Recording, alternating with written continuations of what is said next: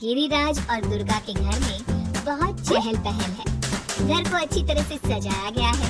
Kitchen में से अच्छे अच्छे खाने की खुशबू आ रही है। ऐसा इसलिए क्योंकि उनकी बेटी आभा और दामाद जी अहान शादी के बाद पहली बार घर पर आ रहे हैं। हिमांशी, बहू जल्दी से सारा काम कर लो। आभा और दामाद जी आने ही वाले हैं। कुशल बेटा, तुम सारा सामान तो ले आए हो ना? और काजू कतली लाए हो या भूल गए? दामाद जी को बहुत पसंद है। हिमांशी और कुशल एक दूसरे से बहुत प्यार करते हैं और अपने माता पिता की सारी बातें मानते हैं। लेकिन जब से कुशल की बहन आभा की शादी हुई है, मानो उसके माता पिता के लिए उनका दामाद ही सब कुछ है।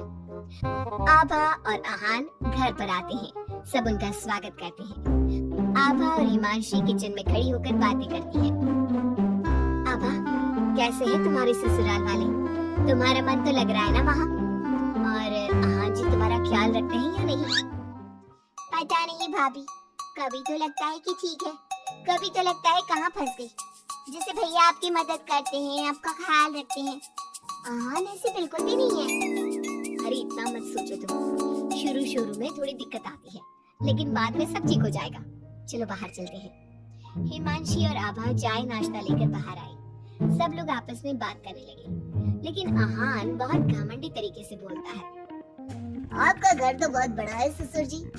आपका और कुशल का बिजनेस भी बहुत अच्छा चल रहा है, तो आप लोगों ने दहेज देने में इतनी कंजूसी क्यों की? अरे दामाद जी, कैसी बात कर रहे हो? आपके परिवार ने जिस जिस चीज की मांग की थी वो सब हमने आपको दिया है। अगर किसी चीज की फिर भी कमी रह गई है तो बता दीजिए। कुछ चीजें बिना मांगे भी तो दी जा सकती हैं ससुर जी।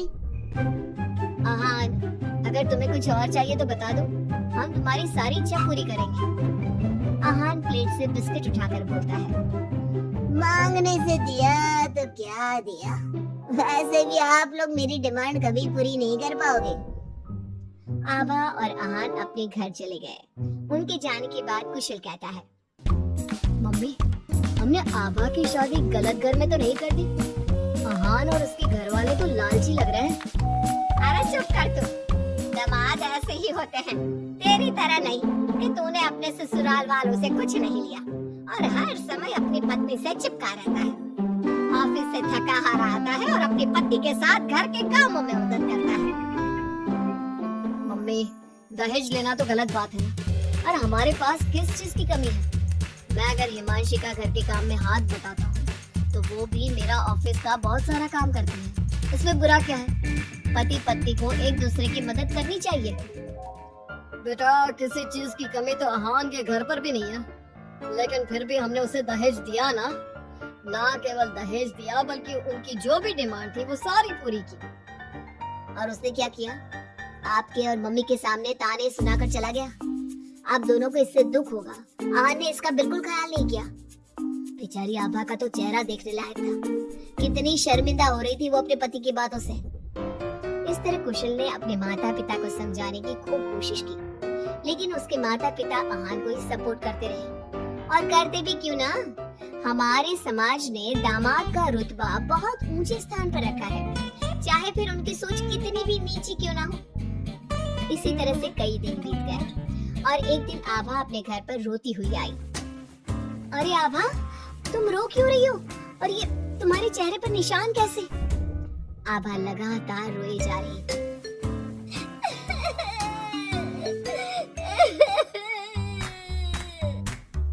अरे बता मेरी बच्ची, क्या हुआ है तुझे? मत रो इस तरह, मेरा तो दिल बैठा जा रहा है। क्या हुआ है बेटा? हिमांशी और दुर्गा के बार बार पूछने पर आभा ने बताया, मम्मी, मुझे अहान ने बहुत मारा है। क्या? दामाद जी ने तुझ पर हाथ उठाया? लेकिन क्यों? वो रोज शराब पी कर आते और मुझे मारते, लेकिन आज तो उन्होंने हद ही कर दी।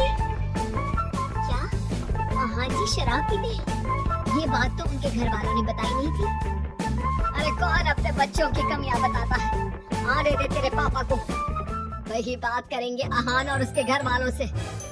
शाम को जब गिरिराज और कुशल घर पर आए तो उन्हें आभा का चेहरा देखकर बहुत गुस्सा आया, लेकिन वो करती भी क्या? आखिर अहान घर का दामाद है।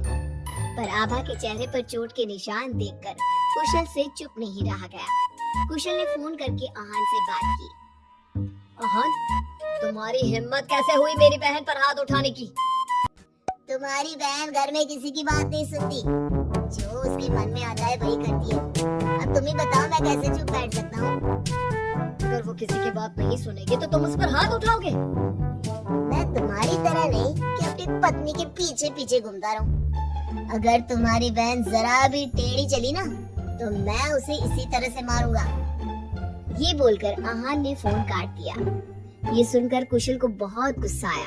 कुशल ने कहा, अब आभा अपने ससुराल नहीं जाएगी। आपने उसकी शादी गलत इंसान से कर दी। वो आदमी आभा के लायक ही नहीं है। अरे पागल हो गया है क्या? अपनी शादीशुदा बहन को घर पर बिठाएगा? लोग क्या कहेंगे? मम्मी, आपको अपने बेटे की चिंता है या लोगों की?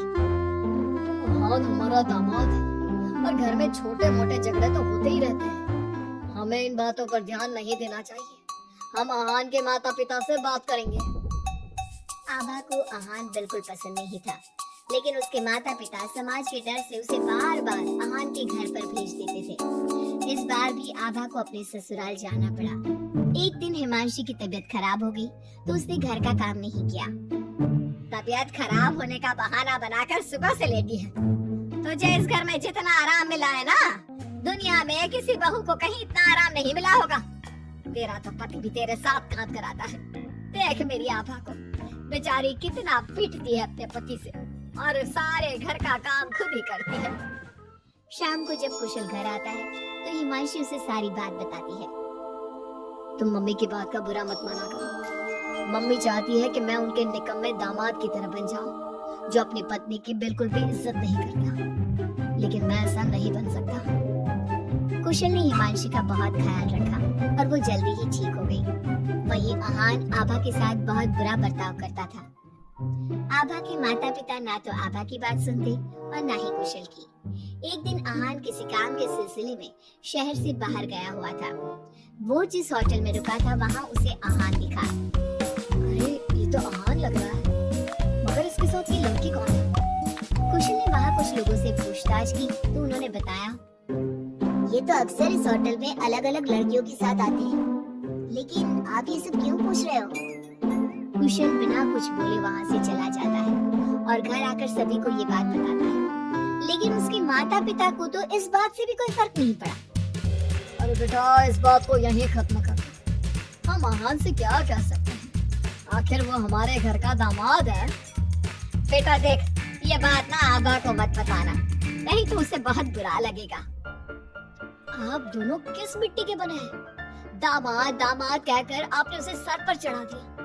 मैं आपकी बहू के साथ अच्छा बर्ताव करता हूँ तो आप मुझे झूरू का गुलाम कहते हैं। और आहान आपकी बेटी को जानवर की तरह पीटता है, आप तब भी उससे बात करने की हिम्मत नहीं करते। आप लोग बेटे और दामाद में इतना फर्क क्यों करते हो?